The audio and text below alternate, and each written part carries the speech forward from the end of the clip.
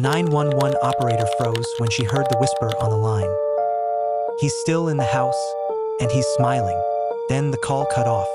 The night was thick and humid in Bay Harbor, Florida. The kind of heat that clings to your skin even after midnight. Officer Daniel Ruiz had just started his shift when the call came in. Domestic disturbance. Possible break-in. Caller, female. Address, 1842 Palm Ridge Drive. Routine, at least that's what it looked like. But dispatch added one more detail before he turned on his sirens. The caller sounded terrified. Then the line went dead. Daniel had learned long ago, fear has a sound. And this wasn't normal fear. When he arrived, the house looked peaceful. Lights were on. No broken windows. No forced entry. A white sedan sat neatly in the driveway.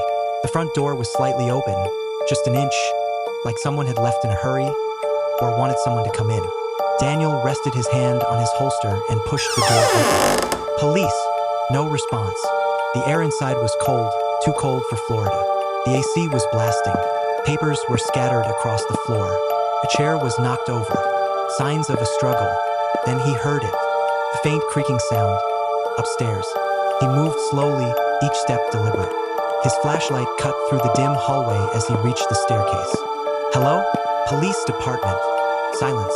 Then a soft thud. Upstairs. Daniel climbed the stairs, heart pounding now.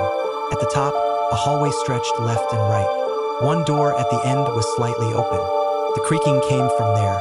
He approached carefully, then pushed the door open. Inside, he found her. A woman, mid-30s, tied to a chair, gagged, eyes wide with terror.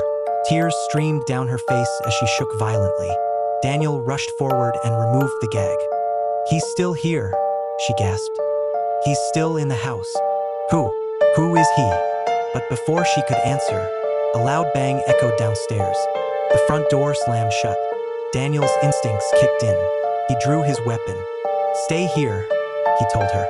Lock this door behind me. He stepped back into the hallway. The house was no longer silent. Footsteps, slow, calm, intentional, coming from downstairs. Daniel descended carefully, gun raised. The living room was empty, but something had changed. The front door was now locked, and on the wall, written in something dark, were words that hadn't been there before. You shouldn't have come. Daniel's breath caught. This wasn't just a break-in. This was something else. A voice came from the kitchen. Officer, soft, almost amused. Daniel turned toward the sound. A man stepped out slowly, hands raised, but smiling. He looked normal, late 40s, clean clothes, calm eyes, too calm. Don't shoot, the man said. I've been waiting. Get on the ground, Daniel shouted.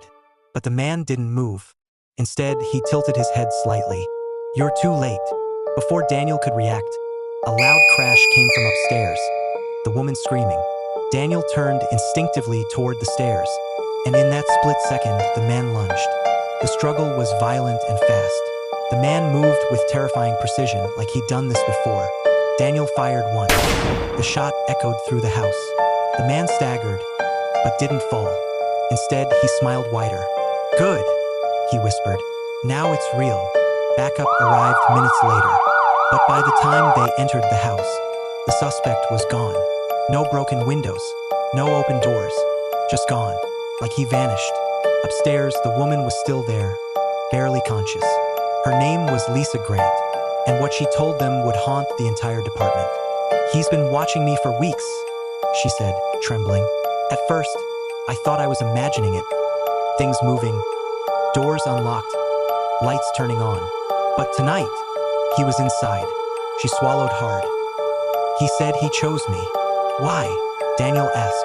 Lisa's voice cracked. He said, I reminded him of the others. The investigation that followed uncovered something chilling. Lisa wasn't the first. She was the fourth. Over the past 2 years, 3 women in nearby counties had disappeared without a trace. No suspects, no evidence, no bodies. Until now, in Lisa's house, forensic teams found something hidden behind a false wall in the basement. A small, concealed room. Inside were personal items. A necklace, a phone, pair of shoes, all belonging to the missing women. But there were no bodies. Just one message carved into the wall. They're still with me. The media called him the Bay Harbor Phantom, a man who could enter homes without a trace, who watched his victims for weeks before striking, who vanished before police could catch him. But Daniel knew something the media didn't. He'd seen the man's face, and that smile. Weeks passed, no leads, no sightings, until one night, Daniel got a call, not from dispatch, from his own phone, unknown number. He answered cautiously. Hello. Silence. Then, breathing, slow, controlled, familiar. You missed me, the voice said. Daniel froze. Who is this? A soft chuckle. You know who it is. Daniel's grip tightened on the phone. How did you get this number? Another pause. Then, I'm closer than you think. Daniel spun around. His apartment was empty, or so it seemed. Then he noticed it. His front door, slightly open, just an inch, the same way Lisa's had been. His heart started racing. He drew his weapon and moved slowly toward the door. Every instinct screamed at him to stop, but he pushed it open. Nothing. Empty hallway. Quiet. Then he heard it. Behind him, a whisper, right inside his apartment. You shouldn't have come. Daniel turned, but it was too late. Lesson.